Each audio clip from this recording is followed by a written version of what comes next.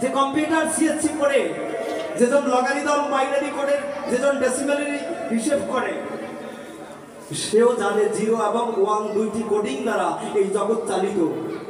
একটি মৃত্যু mobile phone, একটি মৃত্যু অচল ডিভাইস, সেটি কথা বলে ছবি দেখায় কেন? কারণ ওখানে একটি পুরুষ, একটি প্রকৃতি নয়, এটি আমার ভগবান সত্তা শ্রীকৃষ্ণ এবং রাধা রানী জগৎময় বিস্তৃত। বর্তমান দেশের যে পরিস্থিতি, আমাদের এই সময়কাল খুব দুর্বিষহ দিনের মধ্যে যাচ্ছে, তথাপিও ভগবানের নাম গুণাগুণ করার যেটুকু সুযোগ, শ্রবণ করার যেটুকু সুযোগ ভগবান দিয়েছে, বা উচ্চতর কর্মকর্তাগণ আমাদের যেটুকু সুযোগ দিয়েছে, এটা আমাদের জন্য ভাগ্য বলা চলে। আমরা পরে আর কি সুযোগ পাবো কিনা আমরা কেউ জানি। আমাদের আজ ঘরে ঘরে দুর্ভিক্ষ দেখা দিচ্ছে, অনাচারও দেখা দিচ্ছে। যে পিতামাতা কষ্ট করে সন্তানকে পড়াশোনা করাচ্ছে, ওই সন্তানটি শিক্ষায় শিক্ষিত লাভ করে তিনি অমানুষে পরিণত হচ্ছেন। না আছে পিতামাতার মর্যাদা, না আছে শালীনতা, না আছে সনাতনের ধর্মীয় শিক্ষা। এ বড় পরিতাপের বিষয়।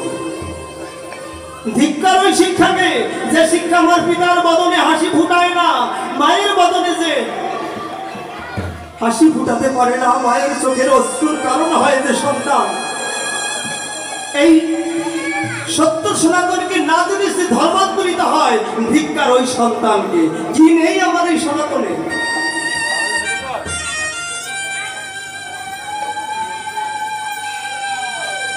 কি নেই? আজ বড় পরিতাপের বিষয়, একজন ডক্টর, একজন ইঞ্জিনিয়ার, একজন সিএসসি ডিপার্টমেন্টের একজন উকিল এই ধর্ম কথা শুনছে না। কেন শুনছে না? সনাতনের এই কথা কেন শুনছে না? কারণ যারা আমরা পরিবেশন করছি তাদের সমস্যা রয়েছে জ্ঞানের অজ্ঞতা এবং মহাপ্রভুর আচরণকে আমরা আদর্শ রূপে ধরছি না। তিনি আচরণ করে যেমন জগৎকে শিখাইছেন, আর আমরা অনাচার করে জগৎকে শিখাতে যাচ্ছি। বাবা, বাস্তব জগতের কথা। আমরা কীর্তনে ফিরে যাব, কিন্তু এটি অনেক জায়গায় বলিতে হয়।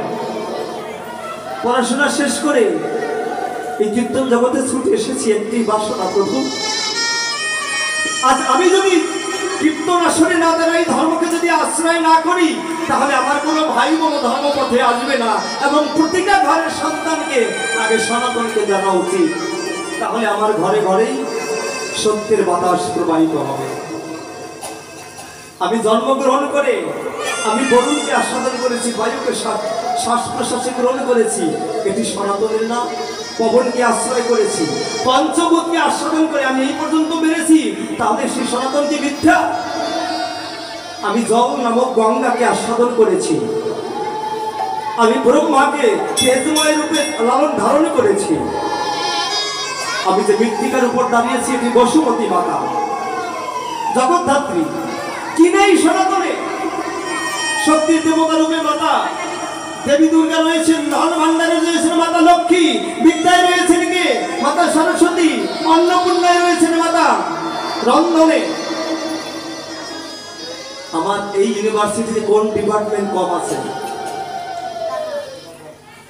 যে কম্পিউটার সিএসসি পড়ে যেজন লগারিদম বাইনারি কোডের যেজন ডেসিমেলের হিসেব করে সেও জানে 0 এবং 1 দুইটি কোডিং দ্বারা এই জগৎ চালিত। একটি মৃত্যু মোবাইল ফোন, একটি মৃত্যু অচল ডিভাইস, সেটি কথা বলে ছবি দেখায় কেন? কারণ ওখানে একটি পুরুষ, একটি প্রকৃতি নয়, এটি আমার ভগবান সত্তা শ্রীকৃষ্ণ এবং রাধা রানী জগৎময় বিস্তৃত।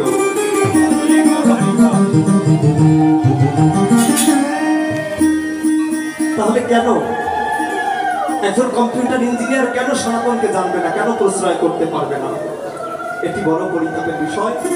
তাই এই ডিজিটাল মাধ্যমের মাধ্যমে আমি সারা জগৎবাসীকে আহ্বান জানাই, যদি জানতে হয় সত্য সনাতনকে জানাবেন, সত্যের পথে থাকবেন, আপনার পিতামাতার পরিশ্রমকে যেন বিফলে না যায়। সকল ভাই বোনের করজোরে রতল চালাতুল চরণে ধরে বিনয় প্রার্থনা করে গেল। জয় জানি দাই গৌর সীতানাথ বিদ্যুমের বন্দে হরি হরি হরি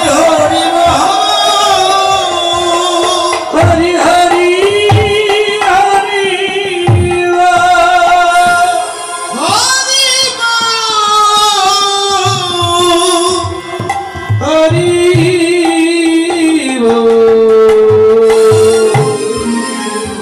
হরি হরি বাবারা মায়েরা কেউ অপরাধ দেবেন না।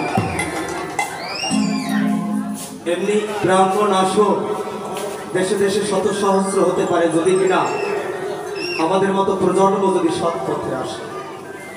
আর যদি সৎ পথে না আসে, অসৎকে ধন দিলে ওই ধন টিকে না, ওই ধন টিকে না।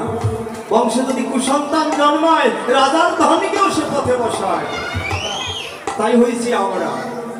যাই হোক, আমরা যে লীলাস্বাদনে ছিলাম